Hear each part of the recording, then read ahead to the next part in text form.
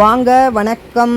இன்றைக்கி ஈஸியான காரப்பொரி நல்லா கிறிஸ்பியாக நம்மளே வீட்டில் எப்படி சூப்பரான டேஸ்ட்டோடு செய்கிறதுன்னு பார்க்கலாம். அதுக்கு ஒரு அடிகனமான பாத்திரம் எடுத்துக்கோங்க. அடுப்பை மீடியம் ஃப்ளேம்லேயே வச்சுக்கோங்க. ஒரு குழிக்கரண்டி அளவுக்கு தேங்காய் எண்ணெய் விட்டுக்கோங்க. தேங்காய் எண்ணெயில் தாளிக்கும் போது ஃப்ளேவர் சூப்பராக இருக்குது. அதில் 1/4 டீஸ்பூன் கடுகு பொரிஞ்சதும் ஒரு 10 பல் பூண்டு தோலை எடுத்துட்டு நசுக்கி நல்லா மொறுமொறுன்னு ஆகிற அளவுக்கு வறுத்துக்கோங்க. நல்லா செவப்பாக ஆகிற அளவுக்கு வறுத்துக்கோங்க.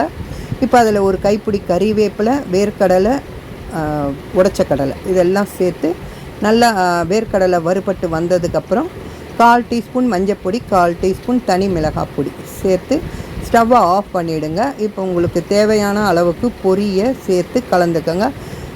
உப்பு பொரியில் ஏற்கனவே உப்பு இருக்கும், இருந்தாலும் இந்த தாளிப்புக்கெலாம் சேர்த்து ஒரு பிஞ்சு உப்பு சேர்த்து நல்லா கலந்து விட்டுக்கோங்க. இப்போ இன்னும் கூடுதல் சுவைக்கு அவல், கார்ன் சிப்ஸு இதெல்லாம் வறுத்து அதில் கலந்து விட்டுக்கிட்டு முந்திரி பருப்பு தேவைப்பட்டால் நீங்கள் வறுத்து சேர்த்துக்கோங்க.